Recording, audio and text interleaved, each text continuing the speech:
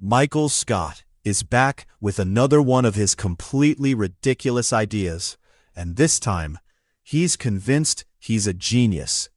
It all starts when Michael becomes obsessed with inventing things. And when I say inventions, I mean some of the strangest ideas imaginable, from bizarre bathroom gadgets to completely unnecessary products.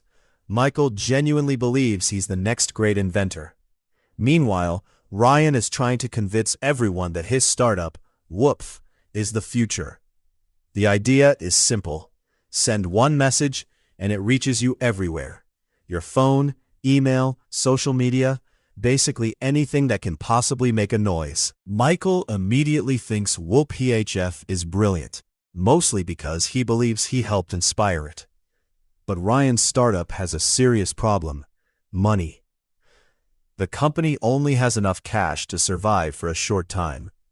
And suddenly everyone realizes this next big thing could disappear at any moment. At the same time, Michael starts feeling like he has something to prove. Instead of simply being an employee, he wants to create something of his own. And that's when he launches the Michael Scott Paper Company.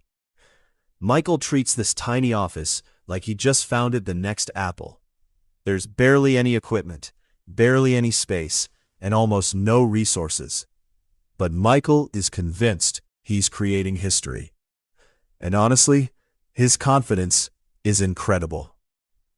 He starts giving motivational speeches, imagining future expansion, and acting like an IPO is right around the corner. But not everyone is impressed. Dwight, meanwhile, is dealing with his own obsession with workplace rewards. He creates Shrootbucks, a completely ridiculous office currency that employees can supposedly earn for doing good work. The problem? One Shrootbuck is basically worth nothing. But Dwight doesn't care. In his mind, it's a legitimate financial system.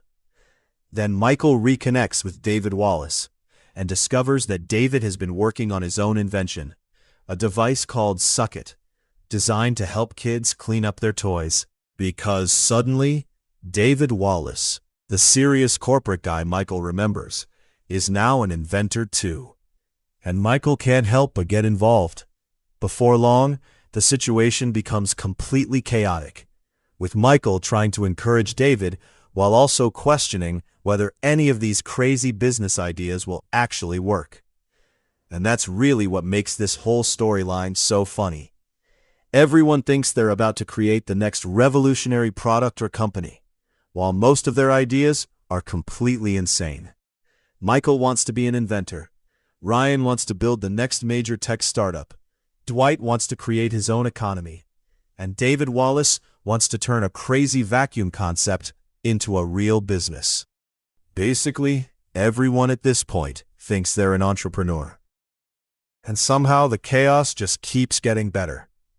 By the end, Michael is still doing what Michael does best, turning a completely normal situation into an absolutely ridiculous adventure. And honestly, that's why you can never predict what's going to happen next at Dunder Mifflin.